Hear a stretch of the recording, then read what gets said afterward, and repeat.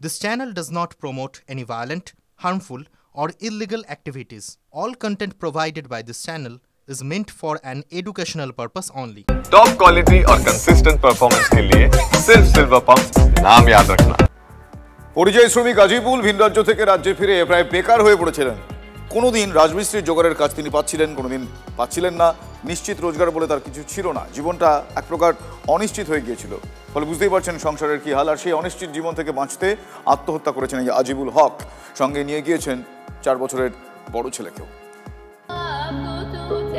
এই যে মেয়ে কাঁদছে সে কারো বউ কারো মা, যে মেয়েটা কাঁদছে সে সদ্য বিধবা। কান্না বুকে চেপে একটু পিছিয়ে যান। এটা উত্তর দিনাজপুরের লহুজ গ্রাম। পাকা সড়কের পাশে সবুজ বোর্ডে লেখা গ্রামের নাম। এই পাকা সড়ক ধরেই কয়েকদিন আগে বাড়ি ফিরেছিলেন আজিবুল হক। এর মধ্যে কোনো একজন আজিবুল, বছর 24-এর তরুণ, পেশায় ছিলেন শ্রমিক। ভিন রাজ্যের কাজ ছেড়ে বাড়ি ফিরেছিলেন সদ্য। আজিবুল আর কোনোদিন কোথাও কাজে যাবেন না। আজিবুল আত্মহত্যা করেছেন। আজিবুল রাজ্যে ফিরেছিলেন কেন? ভিন রাজ্যে বাংলা বললে হেনস্থার শিকার হতে পারে।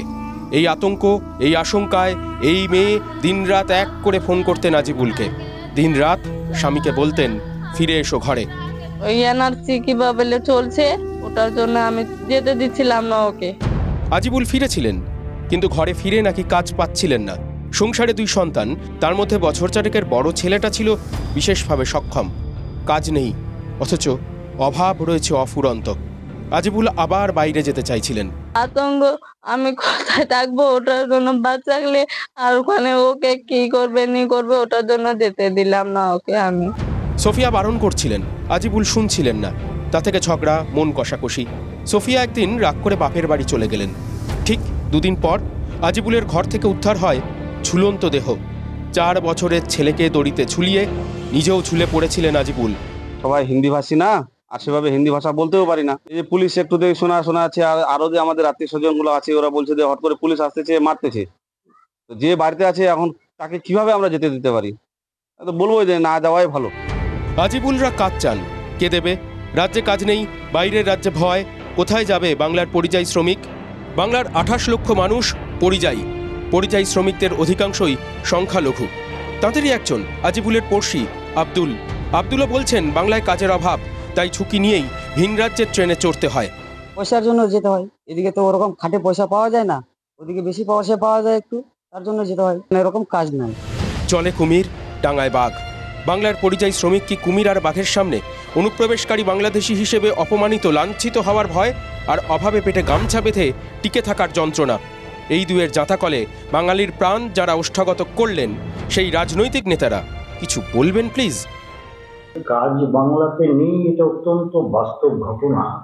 মানুষকে যুক্ত করে কাজ করানো এবং তার বিনিময়ে তার পেটে ভাতের জন্য কিছু অর্থ দেওয়া, এই দৃষ্টিভঙ্গি থেকে রাজ্যের শাসক দল তার হাত তুলে নিল।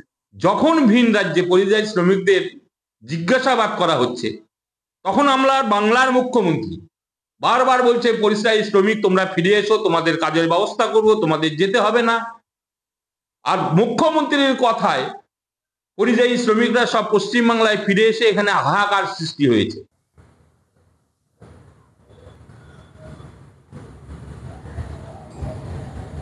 কৃষ্ণকল্যাণী থেকে শুরু করে তৃণমূলের জেলা নেতৃত্বকে আমরা কিন্তু বারবার ফোন করেছি, কিন্তু এই বিষয়ে তাদের কোনো প্রতিক্রিয়া কিন্তু পাওয়া যায়নি। কেউ বললেন, কেউ বললেন না। আজিবুল ঘরে ফিরেছিলেন, কিন্তু বেঁচে থাকা হলো না। আজিবুল কি হারিয়ে যাবেন?